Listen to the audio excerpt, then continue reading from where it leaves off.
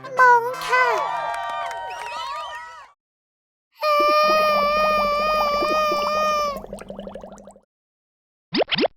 ไปเล่นตรงโน้นนะขอโทษค่ะ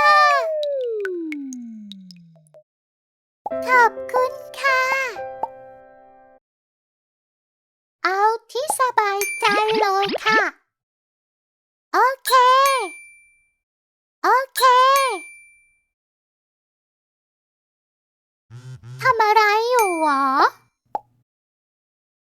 ด่าได้อุดหูแล้วกินอะไรดีนะแก้มจะแตกแล้วไม่ตลกแล้วจะตบให้ด้วยสนใจเขาหน่อยสิชาร์จแบตแป๊บฝันดีนะ